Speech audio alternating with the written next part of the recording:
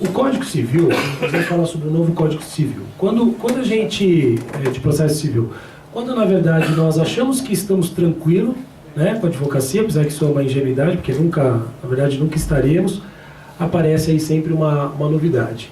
E nós temos que obrigatoriamente que nos adequar ao novo Código de Processo Civil por uma única questão. Nós dependemos exclusivamente, principalmente aqueles que atuam na área civil, de todo esse procedimento, do conhecimento desse procedimento, para poder estar então aí dando seguimento nos processos que hoje estão nos nossos escritórios ou que vão vir a partir de novos clientes que venham a chegar.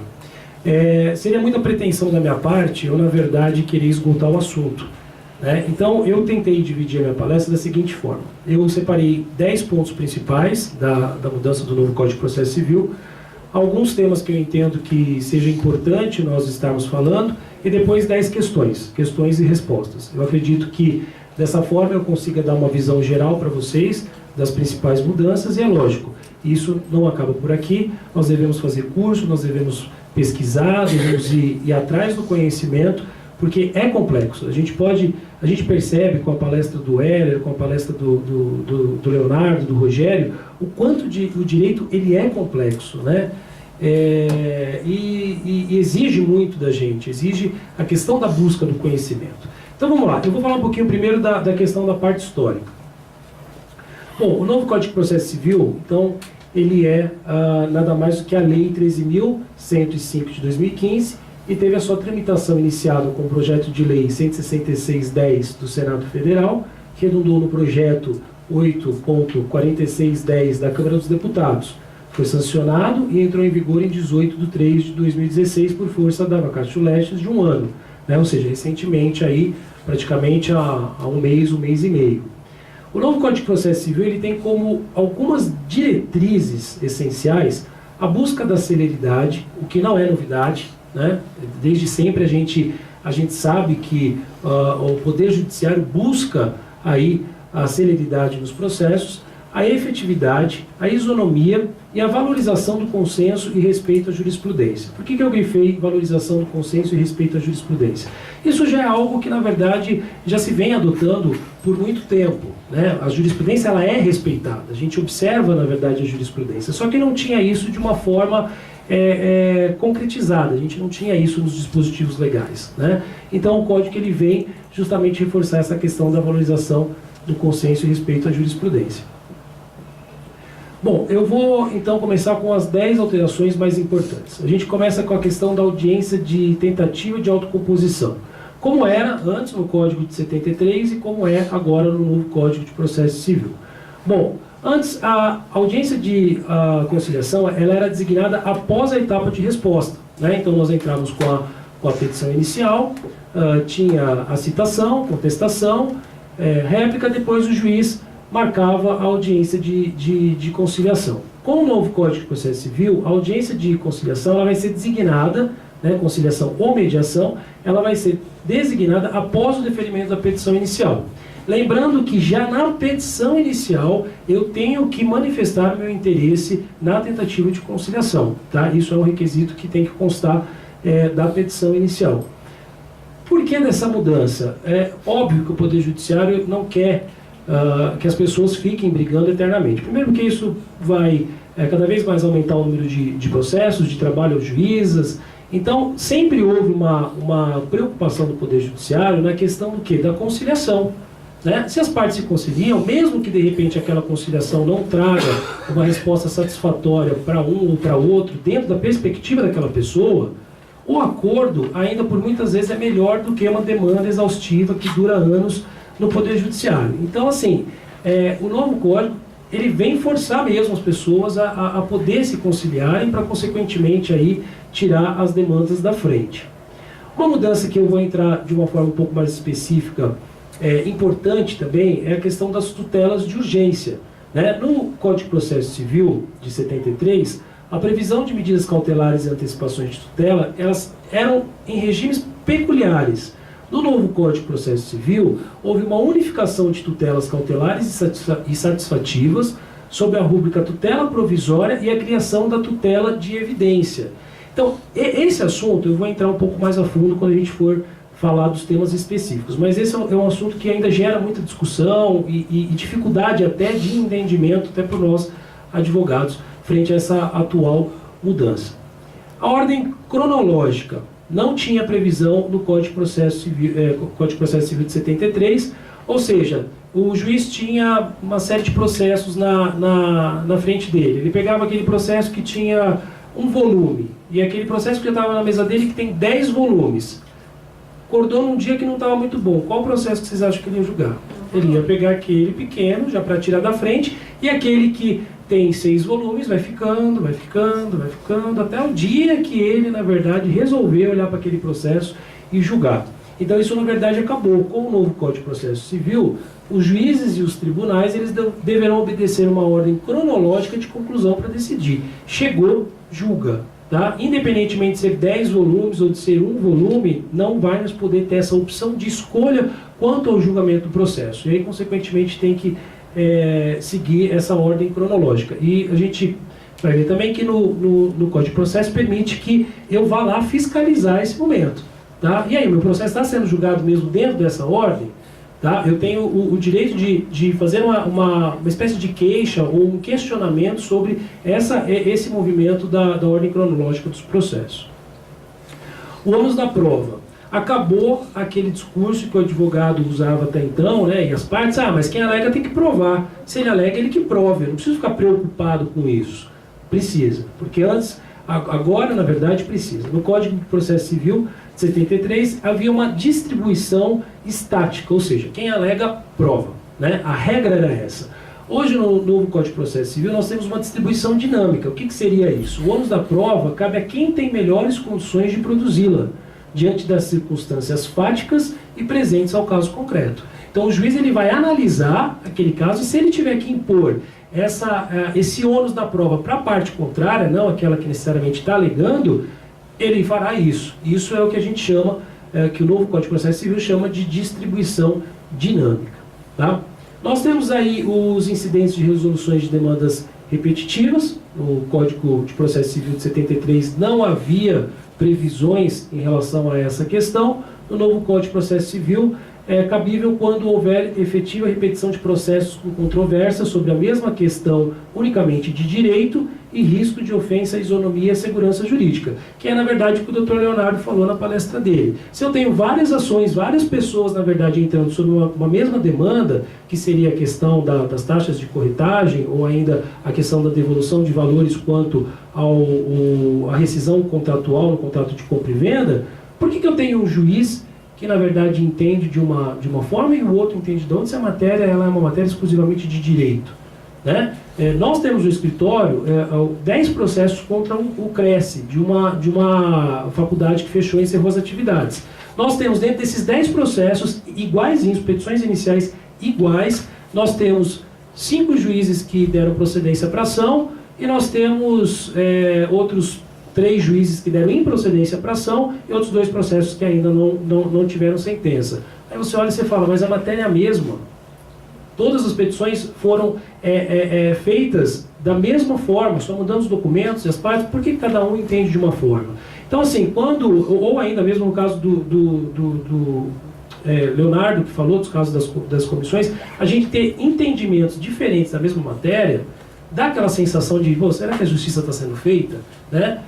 Bom, então essa incidência de resoluções de demandas repetitivas, ela vem com essa inovação no Código de Processo Civil justamente para que haja um equilíbrio nas decisões, para que matérias que versem sobre, questões que versem sobre a mesma matéria, eu consequentemente tenha um entendimento único, sem que haja um risco de ofensa à isonomia e à segurança jurídica.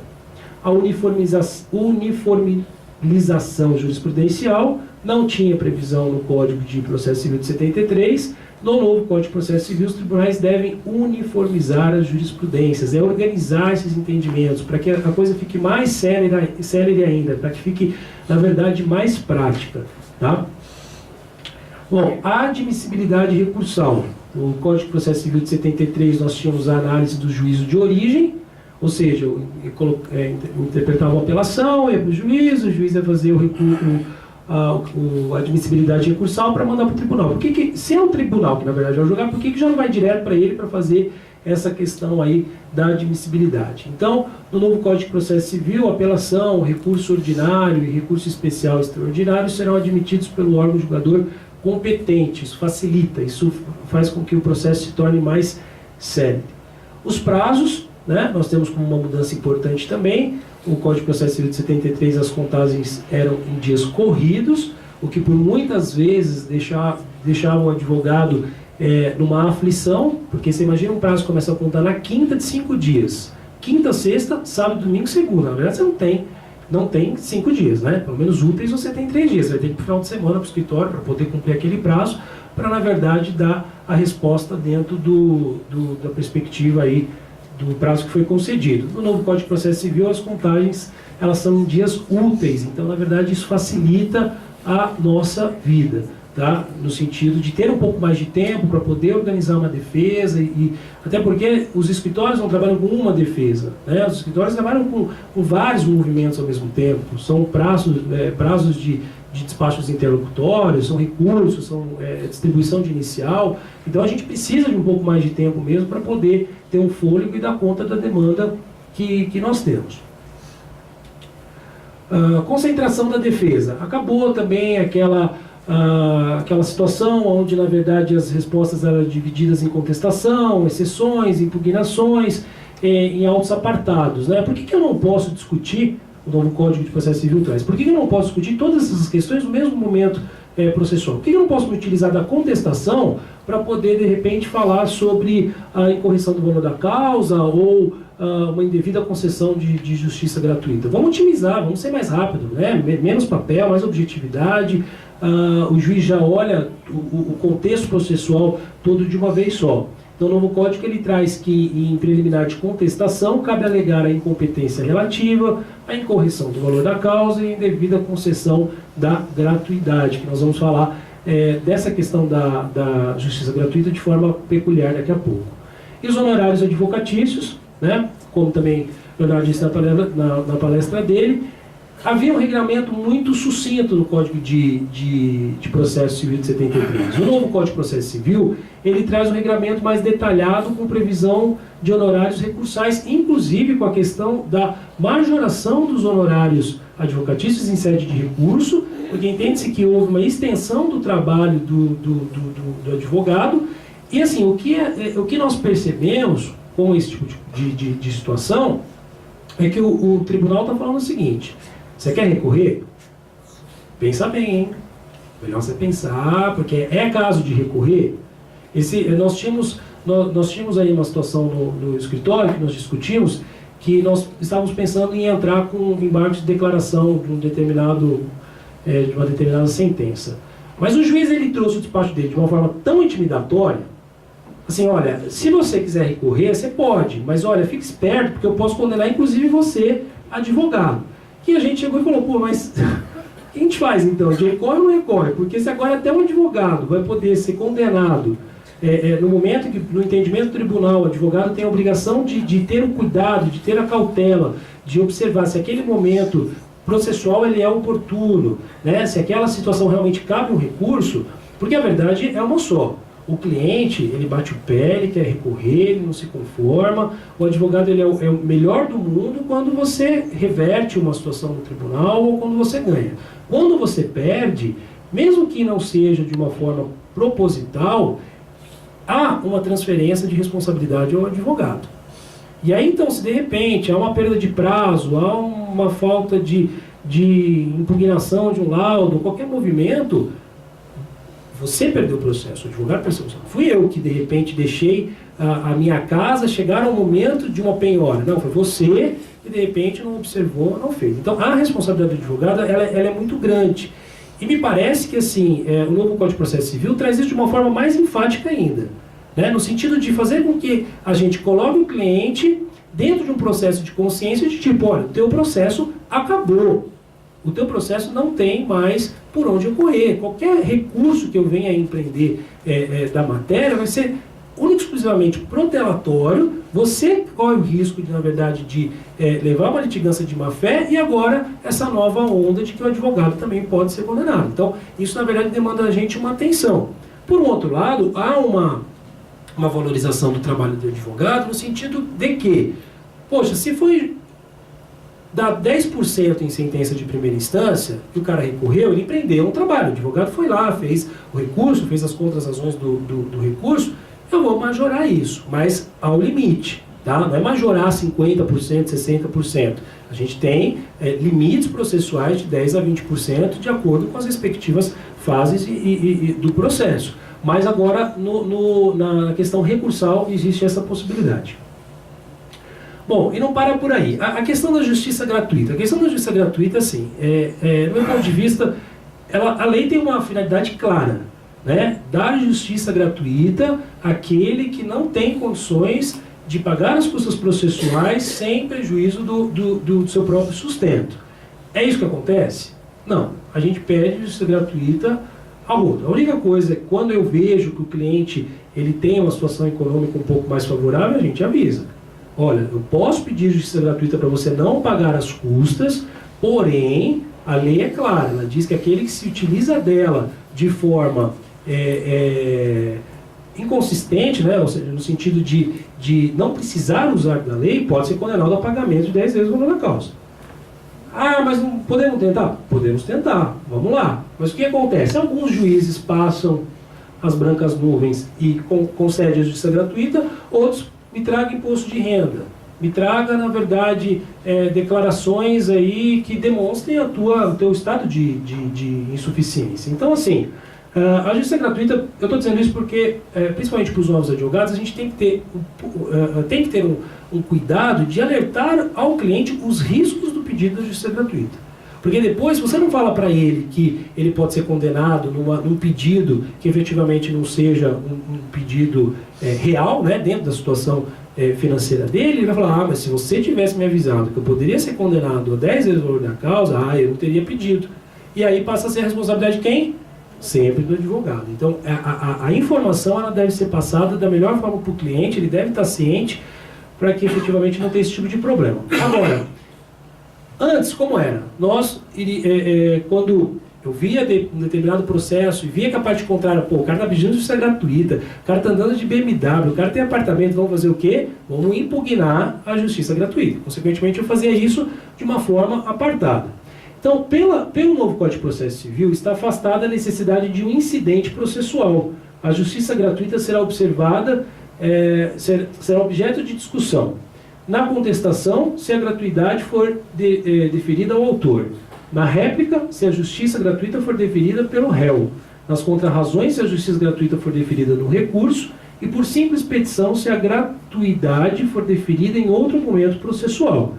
Otimiza, vocês concordam comigo? Por que eu vou entrar com incidente para ficar discutindo se eu tenho esses momentos que o novo Código já me traz para poder estar trazendo essa situação? O artigo 98, parágrafo 1º do novo Código de Processo Civil, tem 9 incisos que enfrentam as principais despesas que envolvem o processo judicial. Segundo os doutrinadores, não é um rol taxativo. Porque é natural que exista lógico que existe algumas taxas, algumas coisas que a gente sabe que tem que pagar, mas outras, em algum momento, geram dúvidas se fazem parte da justiça gratuita ou não. Então, assim, tanto que o novo Código de Processo Civil não traz isso de uma forma taxativa, né? Ele traz de uma forma mais exemplificativa. E a gratuidade poderá ser concedida em relação a um ou a outros atos, vários atos processuais, ou consistir na redução percentual de despesas processuais. Poderá ainda o juiz permitir o parcelamento das despesas processuais. Isso na prática, eu fico preocupado com a bagunça que vai ser isso. O juiz, na verdade, permitir que você faça um parcelamento das custas, mas e aí? Então quer dizer que se eu tenho uma perícia, a perícia ainda pode haver o parcelamento, mas tem que pagar uma taxa, eu vou ter que esperar pagar essa taxa em 12 vezes para poder dar continuidade no processo? Daí surgem algumas questões. Essas questões são questões que vão ser resolvidas de acordo com a prática, né, no momento que elas forem aparecendo nos processos. Em quais despesas o juiz pode reduzir o valor a ser pago? Por exemplo, pode o juiz reduzir as custas judiciais, o preparo recursal, a taxa de mandato, diligência do oficial de justiça, valor de cópia repográfica, custas de certidão de objeto em pé, valor de edital? Ele vai poder fazer isso? Ele vai poder reduzir tudo isso? E de quanto será o percentual dessa redução? Ele vai decidir como vai ficar isso. Cabe, ao mesmo tempo, no âmbito da justiça gratuita parcial, a gratuidade total para alguns atos e a redução de partes de despesas para outros atos? Uma vez definido o parcelamento das despesas, em até quantas vezes será possível parcelar? Então, tudo isso é dúvidas que, na verdade, a gente tem, que vão ser esclarecidos de acordo com os acontecimentos. É um ato processual. E o ato processual terá de aguardar o término do pagamento parcelado para ter início, pensando no exemplo da perícia exposta acima? Pode o juiz aplicar o parcelamento em conjunto com a justiça gratuita parcial? Cabe a justiça gratuita parcial e parcelamento para a pessoa jurídica? Olha quantas questões no momento que efetivamente o Código traz a possibilidade do juiz poder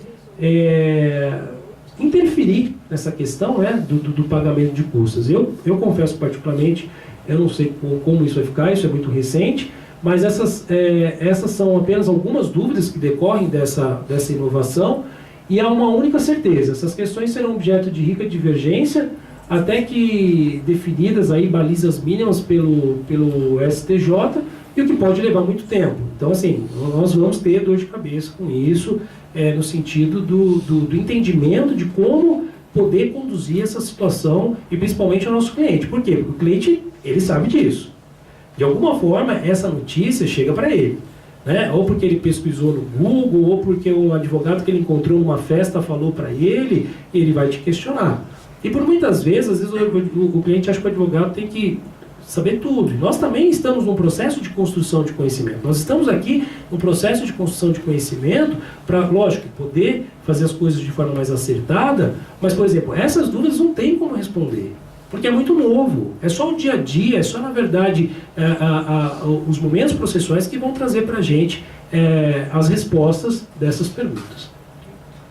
Bom, os prazos. Na contagem de prazos em dias estabelecidos por lei ou pelo juiz, apenas os dias úteis serão computados. Haverá suspensão do seu curso entre 20/12 e 20/1. Essa é uma das perguntas que eu faço lá no final da palestra. Agora vejam, nós, advogados, a maioria aqui, advogados, estamos um pouco mais tranquilos com essa questão das nossas férias, né, do recesso forense. Porque assim, todo ano sempre havia uma preocupação de quando vai fechar, quantos dias eu tenho, e o advogado ficava sempre refém de um provimento ou de uma determinação que desse para a gente o quanto que a gente efetivamente teria de dias aí para poder descansar. Essa suspensão do curso aí dos trabalhos, ela está pontuada no artigo 219 e 220. Agora, mais uma vez, a lei ela tenta ser muito generosa no sentido de em busca da celeridade, né? Então, o juiz vai proferir despachos no prazo de 5 dias, decisões interlocutórias em 10 dias e sentenças em 30 dias, né? Só que não necessariamente, né? Lógico que o processo judicial eletrônico veio trazer uma celeridade, mas a gente sabe que, por muitas vezes, com o excesso de demanda que tem, o juiz não consegue dar um despacho em 5 dias, uma decisão em 10 dias. Esses dias, a gente viu no escritório um despacho. O Gilmar que sabe quanto tempo demorou, Gilmar, o despacho?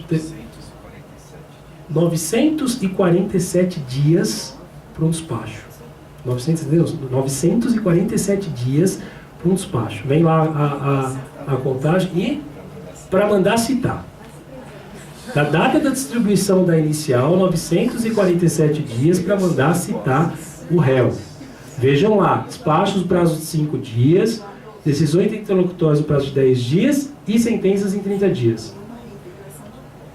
Numa reintegração de posse. Né? Simples, né? Vão conseguir cumprir. A gente sabe que isso daqui é bonito na lei, mas que infelizmente na prática, por muitas vezes não consegue se dar cumprimento. E é por isso que eu coloquei. Mas é claro, em qualquer grau de jurisdição, havendo motivo justificado, óbvio que haverá motivo justificado, sempre haverá motivo justificado, o juiz pode exceder por igual tempo os prazos a que está submetido. Isso está previsto no artigo 227. A gente estava falando, parece que agora vai ter a mudança também do Código Penal, né?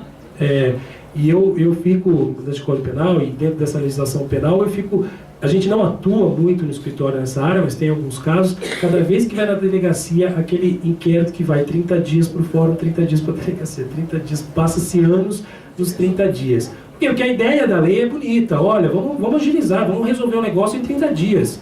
Só que a prática do processo em si, as coisas não funcionam assim.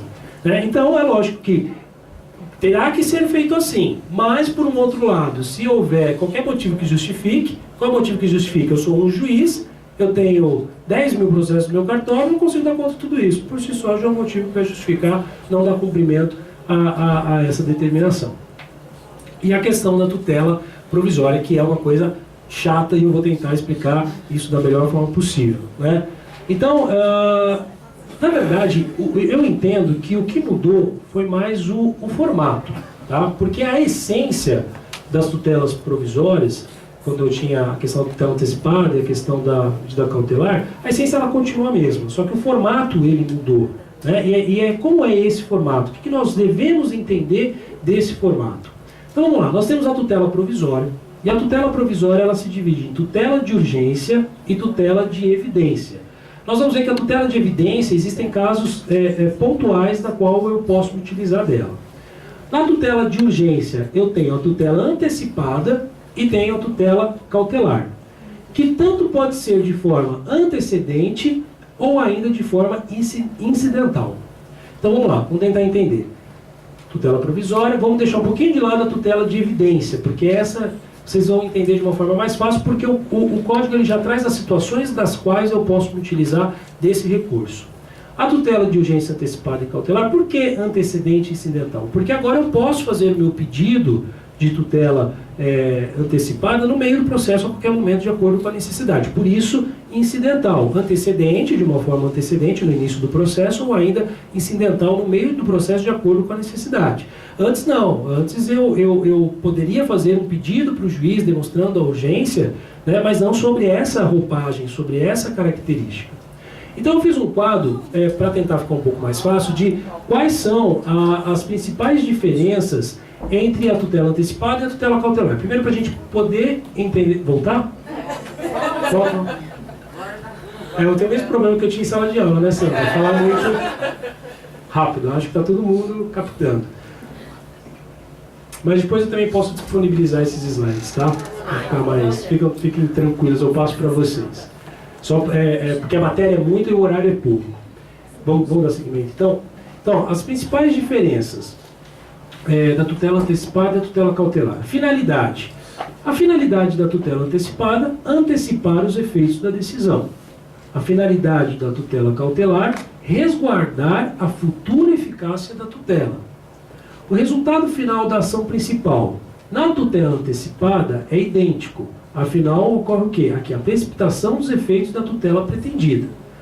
Já na tutela cautelar, ele é considerado diverso, pois a cautela não tem, por fim, antecipar os efeitos da sentença, mas dar seguimento, dar segurança ao bem jurídico.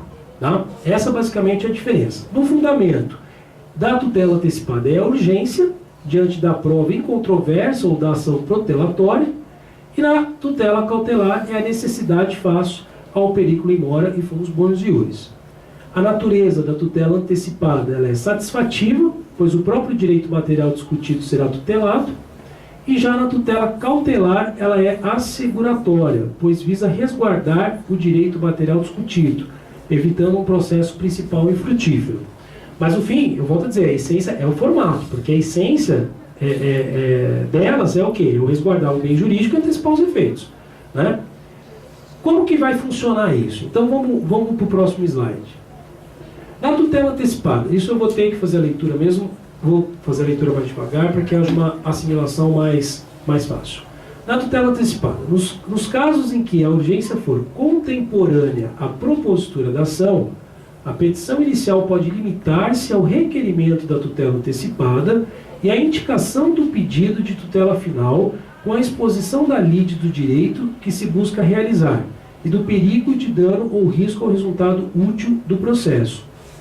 O que traz a tutela antecipada e o que diz isso? Diz que assim, se eu tenho uma urgência, né, porque às vezes o cliente chega e fala assim para mim, olha, eu preciso fazer uma cirurgia porque eu vou perder a minha visão.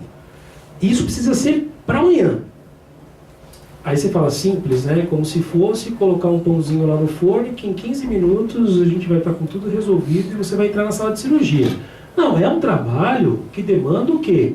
Um estudo, que demanda toda uma atenção ao caso, e por muitas vezes, ou você faz de uma forma rápida, mas que às vezes nem te deixa contente como advogado, porque você fala assim, pô, eu poderia fazer isso de uma forma melhor, mas devido à urgência eu tenho que protocolar isso, porque o cara vai perder a visão, né? Ou efetivamente eu vou demorar 5, 6 dias, de repente a urgência dele vai ter sido suprimida pela perda da visão.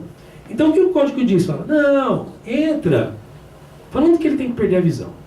Depois você vai discutir, você vai ter um prazo para poder fazer uma emenda, para poder trazer os documentos, e consequentemente depois você vai ter condições de discutir se o plano de saúde deveria ou não ter liberado essa cirurgia. Fica tranquilo, né? Faz isso. Vamos foco, vamos tratar dessa questão nesse momento, tá? E aí sim, concedida a tutela ao autor, então vamos supor que tenha sido concedido a tutela. Não, você pode operar lá as vistas, depois a gente discute se o plano de saúde tinha ou não tinha a obrigação de liberar a cirurgia. Concedida a tutela, o autor deverá aditar a petição inicial para complementar sua argumentação, juntar novos documentos e confirmar o pedido de tutela final, em 15 dias ou o prazo maior que o juiz fixar, né? Porque o juiz pode fixar um prazo maior. O réu será citado e intimado para audiência de conciliação, mediação, e não havendo autocomposição, começa então o prazo para contestação. Tem isso. Então vejam que na verdade me deu um tempo maior para eu poder aí sim fazer uma elaboração, né, no que diz respeito ao restante da matéria, e protocolar um negócio que eu me sinta aliviado. Bom, agora sim, eu tive tempo, fiz bonitinho, juntei os documentos, o trabalho está com qualidade, não foi a toque de caixa.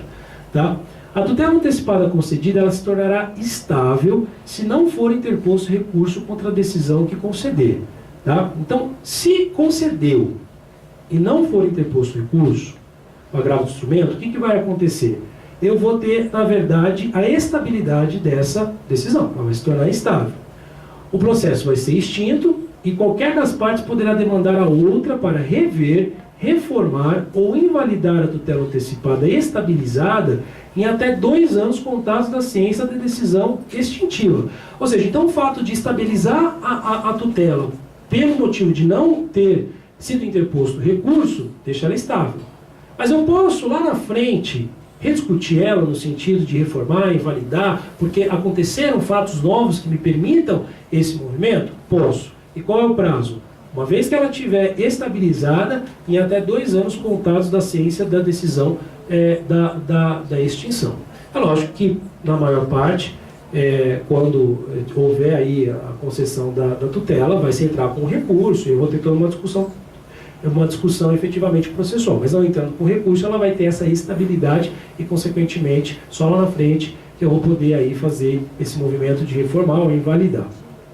Já a tutela cautelar, o que acontece? A petição inicial da ação da ação que se pretende propor, indicará a lide e o seu fundamento, exposição sumária do direito que visa assegurar e o perigo do dano ou risco ao resultado útil do processo. Caso entenda que o pedido tem natureza de tutela antecipada, de repente o juiz ele olha aquela situação fática, né, de direito e fala, pô, mas isso aqui tem cara de tutela antecipada.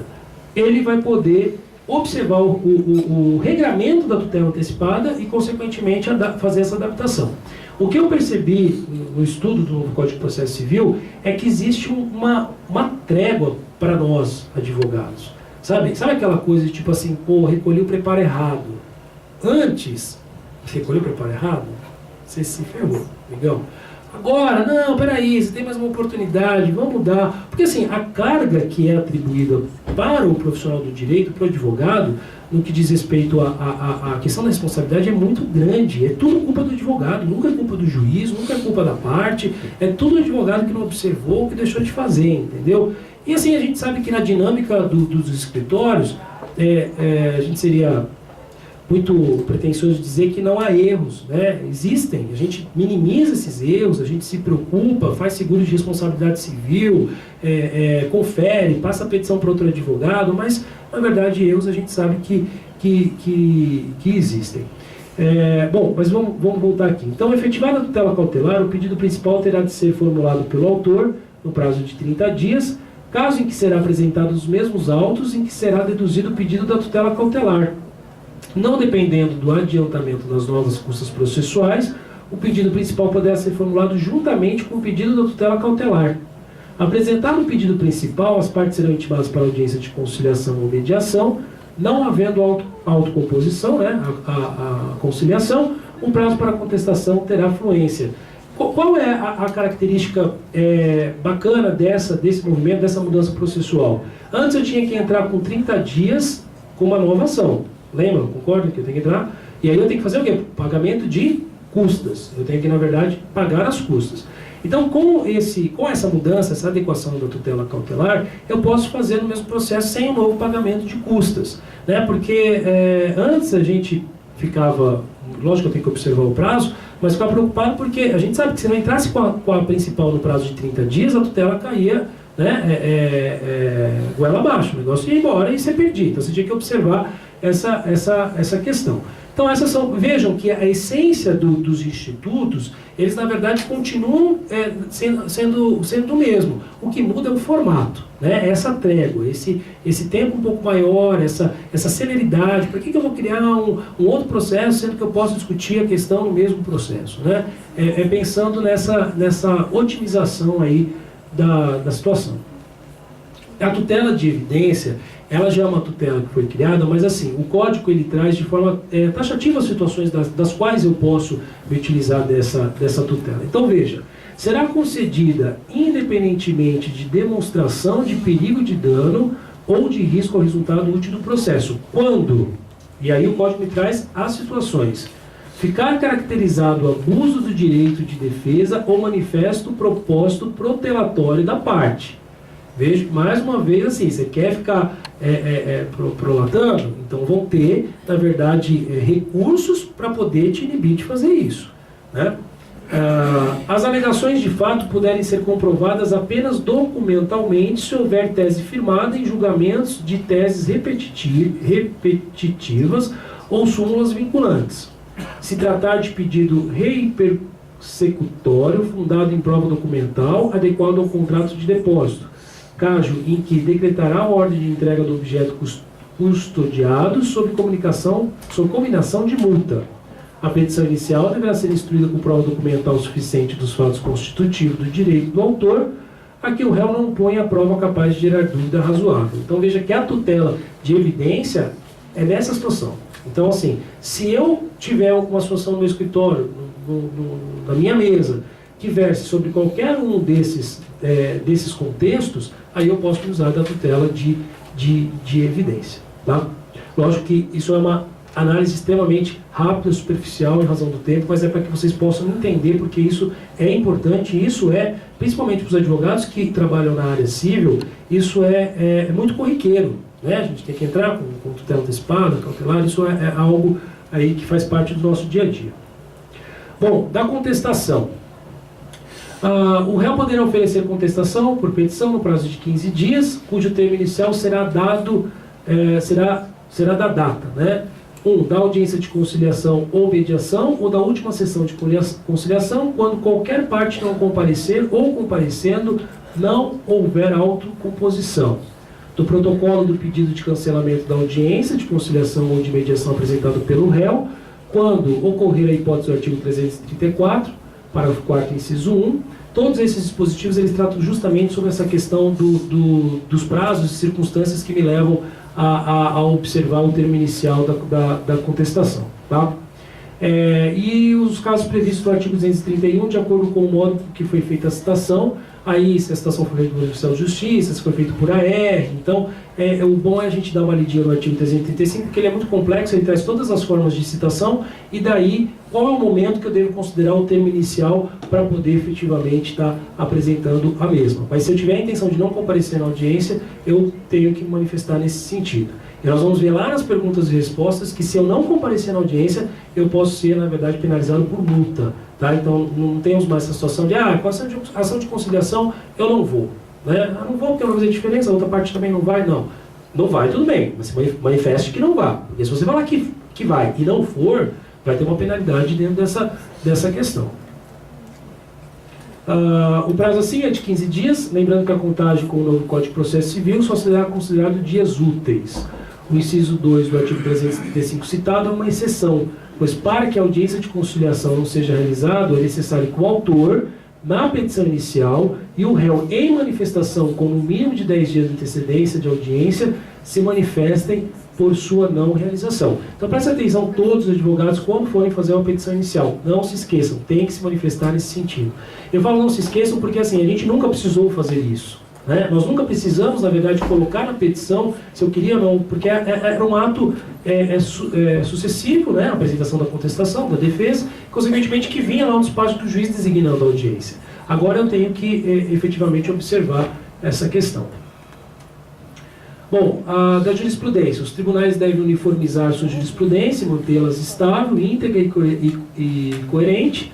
Isso é o que traz o artigo 926. E os juízes e tribunais observarão as decisões do STF em controle concentrado de constitucionalidade, os enunciados de súmulas vinculantes, os acordos e incidentes de assunção de competência ou resolução de demandas repetitivas em julgamentos de recursos extraordinários e especiais repetitivos, os enunciados das súmulas do STF em matéria constitucional e do STJ em matéria infraconstitucional, a orientação do plenário ou do órgão especial dos quais estiverem vinculados, e caso mude a jurisprudência dominante do STF, dos tribunais superiores, ou daquela oriunda de julgamento de casos repetitivos, poderá haver modulação dos efeitos da alteração no interesse social e na questão de segurança jurídica. Então, esse é o ditame, é o direcionamento que deve ser observado aí no caso jurisprudencial. Em razão do tempo, sabendo que seria uma palestra extensa, eu optei por, no segundo momento, fazer 10 perguntas e respostas, porque eu acho que com essas perguntas e respostas a gente consegue, na verdade, sanar muitas dúvidas e adquirir um pouco mais de conhecimento frente a toda essa mudança que está ocorrendo. Então, o juiz pode julgar antecipadamente um pedido e seguir com o feito em relação às outras questões, porque antes a gente tinha que esperar o juiz dar a sentença final, né, para poder, então, finalizar o processo. Sim, pode. Vejamos o que diz o artigo 356 do novo Código de Processo Civil. O juiz decidirá parcialmente o mérito quando um ou mais dos pedidos formulados ou parcelas deles mostrar-se incontroverso. Então, se está mostrando incontroverso, por exemplo, eu tenho uma ação de divórcio que eu tenho toda uma questão patrimonial infinita sendo discutida, se vai dividir a casa, se não vai, mas o divórcio é certo. Tá? As pessoas, eu sei que eu quero me divorciar, olha, por mim já podia ter sido expedido mandado de averbação, já era um problema a menos que eu teria. Por que eu vou esperar uma sentença? Resolve isso que é então incontroverso, tira isso da frente e dá continuidade às outras matérias que existem aí em discussão. Ou ainda, do mesmo formato que já existe, quando estiver em condições de imediato julgamento, nos termos do artigo 355. O artigo 355 nada mais é o artigo referente ao julgamento antecipado que a gente já conhece. Né? Se eu tenho todos os elementos que permitam ao juiz fazer um julgamento antecipado, então vamos julgar, vamos, na verdade, resolver. Então, hoje digo, com o advento do novo Código de Processo Civil, eu tenho, na verdade, a possibilidade de o juiz julgar parcialmente aquele processo, de acordo com essas condições apresentadas. Pergunta 2. Esqueci de juntar uma peça obrigatória no agravo. Posso juntar depois? Isso é uma coisa que preocupa, né? Você sabe que uma vez, o Heller sabe até do que eu vou falar, uma vez nós juntamos a publicação da intimação e deu um rolo, porque na verdade o tribunal queria cópia da intimação, do despacho, né? E não a cópia da publicação do despacho. E nós... Qual a diferença da cópia da publicação do despacho e da cópia do despacho? Nós tivemos que brigar até a última instância, porque nós juntamos a publicação, e havia entendimento nesse sentido, que nós poderíamos juntar a publicação do despacho, mas nós fomos uma briga até as últimas instâncias, porque o tribunal dizia, não, olha, tem que ser a cópia do despacho. Né? Então, assim, por isso que eu volto a dizer, o código ele traz uma certa trégua, um pouco mais de leveza nesses movimentos. Né? Então, sim, pode. Se eu esqueci de juntar uma cópia no agravo do instrumento, eu posso. A falta de um documento essencial para a decisão do agravo não é óbice ao seu julgamento. O relator pode pedir que se junte o documento depois de distribuído o agravo. Concordem? É um alívio, né? Porque de repente eu esqueci de juntar uma peça, mas consequentemente, numa situação anterior, o recurso já estava perdido, agora eu posso, consequentemente, resgatar aí a continuidade do meu recurso. Pergunta 3. Esqueci de recolher as custas recursais. Meu recurso será julgado deserto? Antes o que acontecia? Era julgado deserto, sim. Não. Porém, se desejar que ele seja julgado, terá que pagar uma multa equivalente ao dobro, inclusive do porte de retorno e remessa. Né? Então, assim, que situação que eu tenho? Se foi o escritório que comeu bola, o dobro vai sair do escritório, né? Porque ele vai ligar para o cliente. Se foi o cliente que não te mandou a guia, você protocolou sem a guia, você fala, olha, amigo, agora a tua vida está um pouco mais fácil. Teu recurso vai ser observado, mas vai ter que pagar 2 vezes o que você vai pagar uma só. Tá? Então, assim, é uma mudança que, no meu ponto de vista, ela é positiva, eu entendo como positiva. Pergunta 4. Se eu perder o recurso interposto, vou pagar mais honorários? Sim, irá pagar. Então, veja, o artigo 85, parágrafo 11º, traz que os tribunais, ao julgar o recurso, majorará os honorários fixados anteriormente, levando em conta o trabalho adicional realizado em grau de recurso, não podendo ultrapassar os limites estabelecidos por lei. Tá? Então, assim, antes a gente tinha 10% em primeira instância, o tribunal normalmente ele tentava manter. Agora pode majorar, né, consequentemente, aí, pensando nos limites que são estabelecidos para a lei. Não vai também majorar em 50% do valor, 60%. Tá? Que isso também é para quê? Por um lado positivo para você, advogado, ter o reconhecimento do seu trabalho, mas por um outro lado também para você pensar 2 vezes se você vai entrar com recurso. Aquele recurso, na verdade, ele tem a necessidade de ser interposto. Meu salário pode ser penhorado? Sim, pode. O artigo 833 traz que o salário pode ser penhorado para pagamento de pensão alimentícia. A questão da pensão alimentícia ela é muito interessante, né? Porque, assim, dentro do direito de família, ela é a única que coloca o cara preso, é a única que o cara, na iminência de ser preso, ele vai lá e paga 50 mil que ele não tinha dinheiro para pagar. Né? Na semana retrasada nós tínhamos um caso no escritório que o cara, não tem dinheiro. Foi decretada a prisão dele, os cálculos já estavam em 50 e poucos mil reais, apareceu o dinheiro. Apareceu uma guia depositada lá no processo, dando, na verdade, pedindo a liberação dele, né, a expedição do mandado de contra a prisão, né, e o dinheiro apareceu. Então, vejam, eu acho bacana porque existe uma preocupação da legislação na questão da pensão alimentícia. Né? Eu me recordo brevemente que uma vez logo no começo, quando eu me formei, eu fazia assistência judiciária gratuita, e aí eu fui com uma pessoa muito simples que pegava papelão. Ele disse para o juiz, eu não tenho condições de pagar nada, tal. O juiz não quis saber. Ele falou, olha, você vai catar mais papelão, você vai vender bala no farol, mas você vai pagar pensão para o seu filho. Então, assim, no meu ponto de vista, é um instituto que é visto com muita seriedade e rigorosidade dentro do exercício, né, do movimento aí dentro do direito de família. E também pode, né, quando o réu receber mais de 50 salários mínimos por mês. Pergunta 6. Posso faltar na audiência de conciliação? Poder pode, né? O problema é a consequência disso. Então, assim, por isso que eu escrevi, não pode.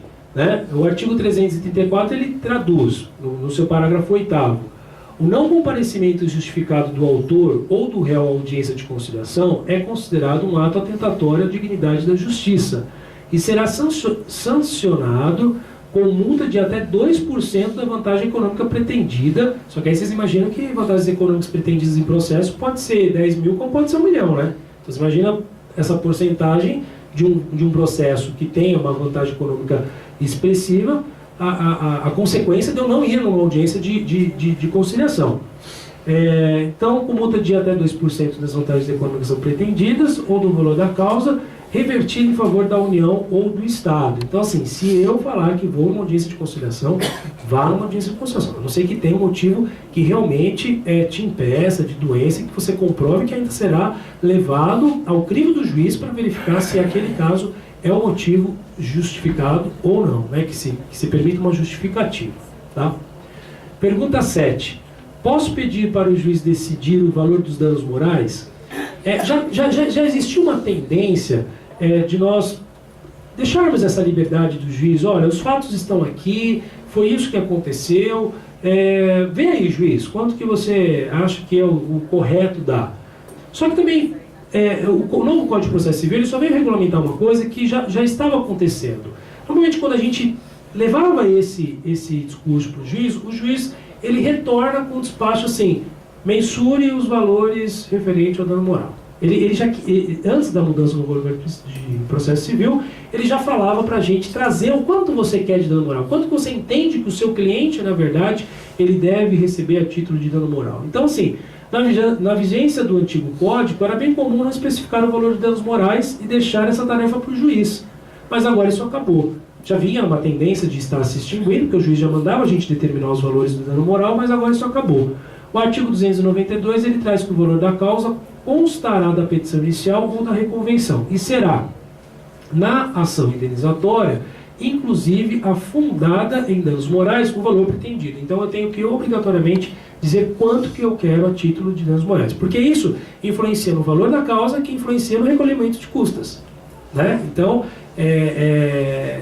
também eu acredito que seja até não só para o juiz não ter mais essa função, mas isso também vem a um vínculo da questão do recolhimento das custas. Pergunta 8. Foi regulamentado o recesso forense? Sim, podemos comemorar, as férias dos advogados estão garantidas, né? Em termos, né? Porque quem trabalha para a empresa está garantido no sentido daquela preocupação de cumprimento de prazo, mas quem trabalha para a empresa, quem tem um dia a dia mais agitado, você tem análise de contrato, você tem outras coisas. Então o que normalmente você tira? Semana do Natal e do Ano Novo. Na primeira semana de janeiro já está de volta no escritório, né? Trabalhando. Só que assim, você tem uma leveza um pouco maior no sentido de saber que até o dia 20 de janeiro você não precisará dar cumprimento a prazos. Tá? Então, o artigo 220, ele traz que suspende-se o curso do prazo processual nos dias compreendidos entre 20 de dezembro e 20 de janeiro. O que antes era decidido através de normas e portarias, agora está dentro do código. Então, a gente já pode se programar dentro desse período. Tá? Não precisa ficar esperando aí eventuais portarias ou normas que determinem o recesso forense. Pergunta 9. Esqueci o pedido, e agora? Essa questão de esquecer o pedido era muito complicada, não é? Agora, com uma outra análise da situação, mas era muito complicado porque, assim, não pediu,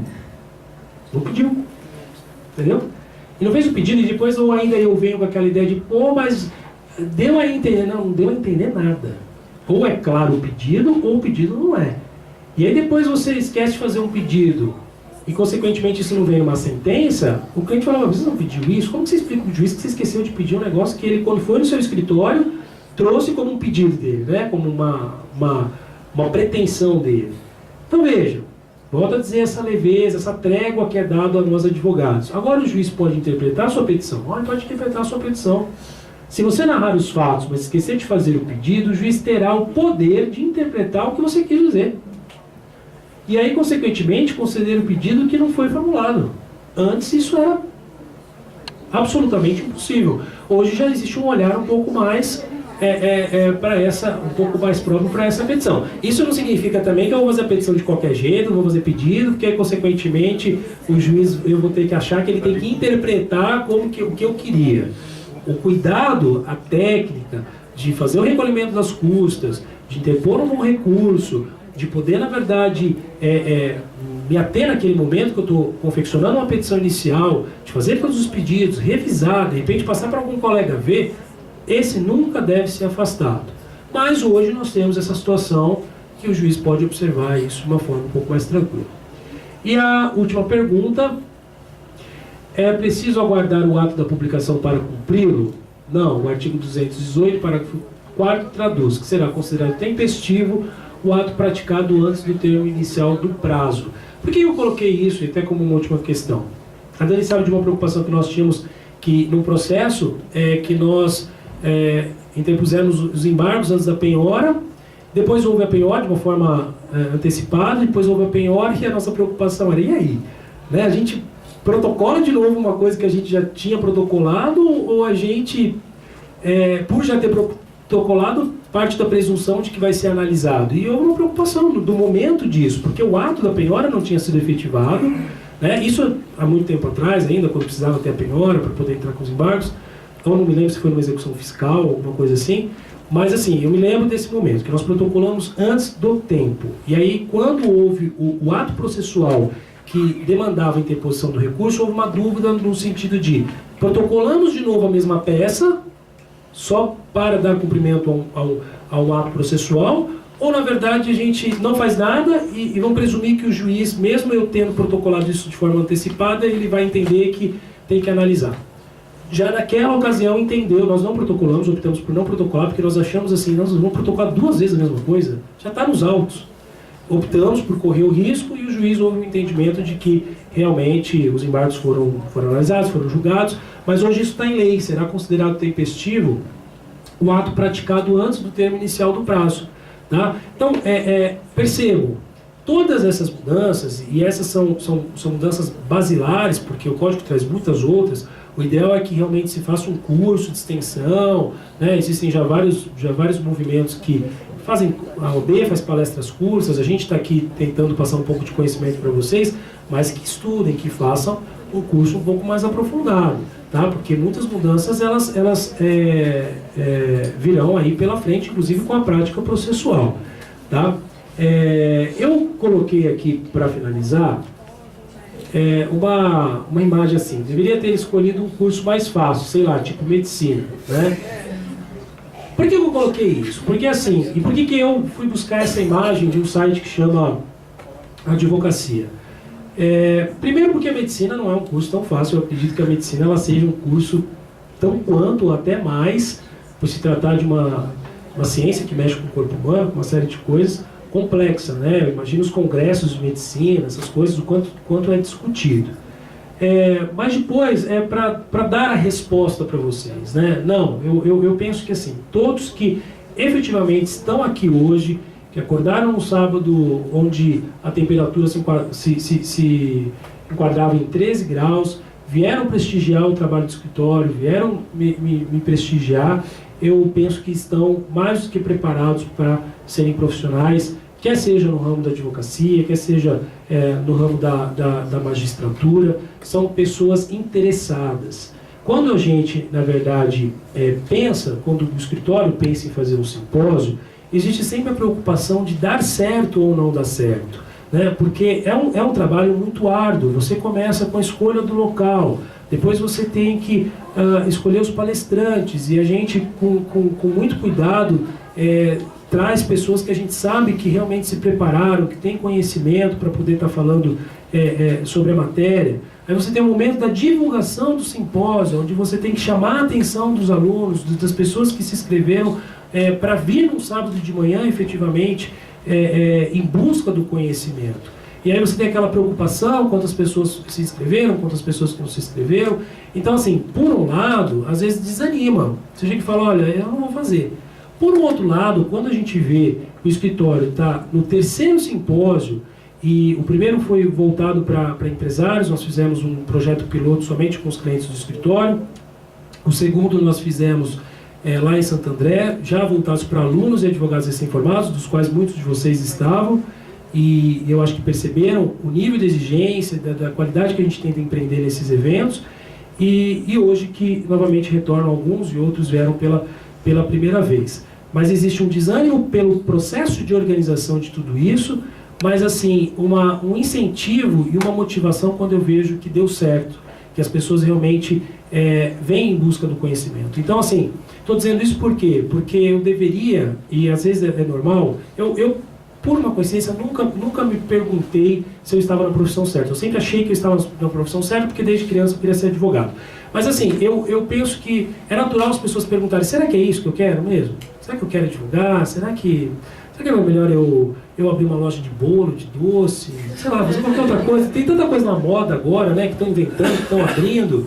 E assim, eu sei que muitos de vocês assim são recém-formados, né? Acabaram de sair da faculdade. Estava comentando agora no café que tem uma turma que eu dei aula no primeiro semestre, né?